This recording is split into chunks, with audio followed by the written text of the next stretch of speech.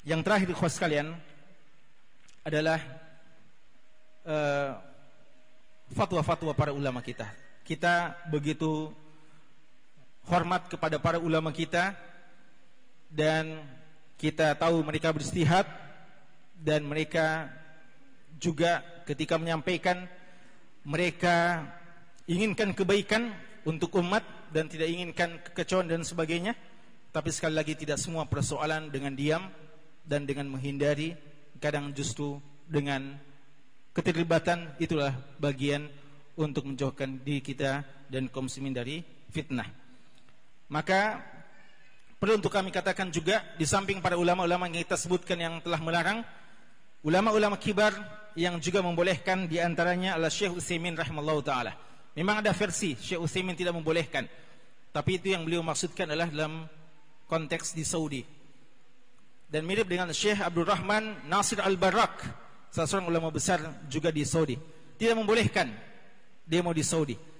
Tapi ketika ditanya di negeri Bahrain, dan Syekh Utsaimin ditanya tentang negeri kafir dan negeri di luar Islam, di luar Saudi, yang membolehkan dan mengakomodir persoalan demonstrasi, beliau terheran-heran kenapa ada pemerintah yang mau membenarkan seperti itu, ya. Tapi kan dia disampaikan bahwa dibolehkan, maka beliau mengatakan jika memang bisa memberikan maslahat dan untuk menghentikan kemungkaran, maka silahkan, ya. Dan versi sautnya Syekh dan naskah tertulisnya juga ada. Syekh Jibrin sangat jelas, ya, dan semua tahu keilmuan, kewaraan, keilmuan dari Syekh Abdullah bin Abdul Rahman Al-Jibrin rahimahullahu ta'ala.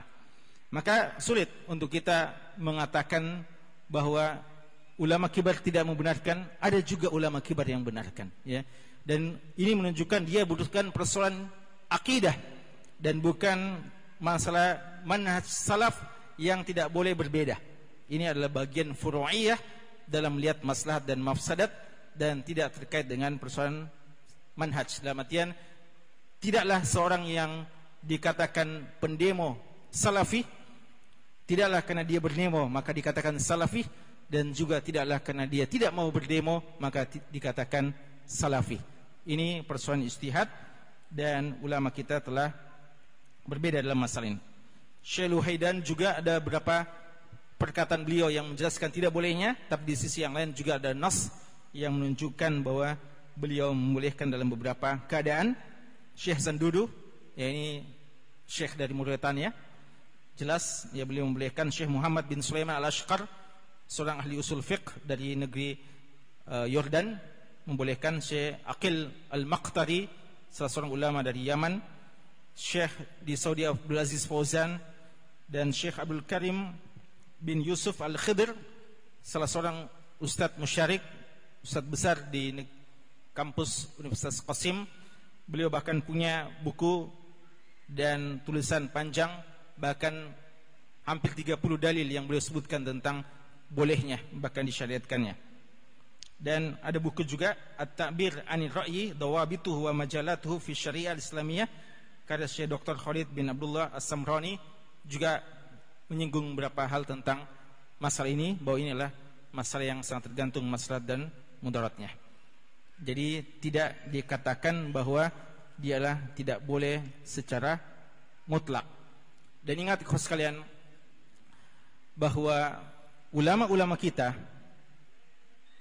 ketika ditanya masalah-masalah yang seperti ini, masalah bagaimana hukum ikut pemilu, bagaimana hukum tentang ini, ulama-ulama besar kita kebanyakan ketika mereka berfatwa, itu fatwa umum. Tapi ketika datang utusan-utusan negeri, maka mereka selalu mengembalikan kepada bagaimana pendapat ulama di negeri kalian, ya. Dan itu yang kita dapatkan kebanyakan daripada ulama-ulama kita. Sehingga kadang kita kalau mau kirim SMS dan sebagainya, nunggu fatwa mereka, mereka mengatakan saya tidak bisa memberikan fatwa secara mutlak. Antum yang paling tahu keadaan antum, dan tanya ulama-ulama antum. Maka kita tanya ulama-ulama kita. Sekali lagi, MUI itulah fatwa yang mereka keluarkan. Maka kita perlu mengetahui bahwa tidak harus fatwa sebagian ulama Saudi itu harus kita terapkan dan kita katakan inilah kebenaran, dan harus juga diterapkan di Indonesia. Kalau sekalian jangan antum lupa, berapa banyak fatwa di Saudi tidak tepat diterapkan di sini. Fatwa yang resmi dari ulama Saudi kita, para masyayikh kibar yang kita sangat hormati, tidak bolehnya wanita umpamanya mengendarai mobil.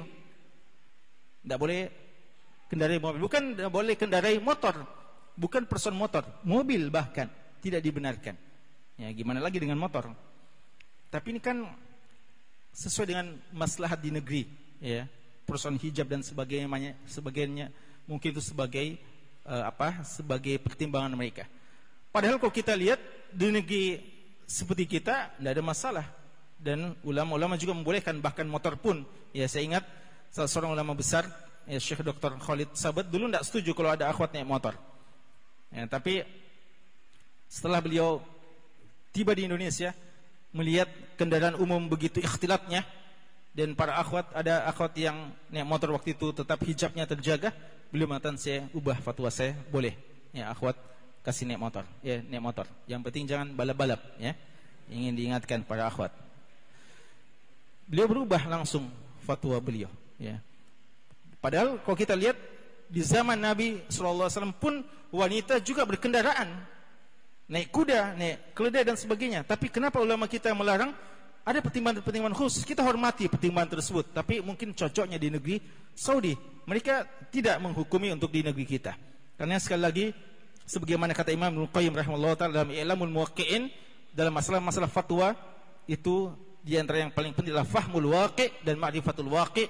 Karenanya ulama-ulama negeri yang paling tepat untuk dimintai pandangannya, dengan tetap kita minta arahan-arahan daripada ulama-ulama kita di Saudi dan yang lainnya.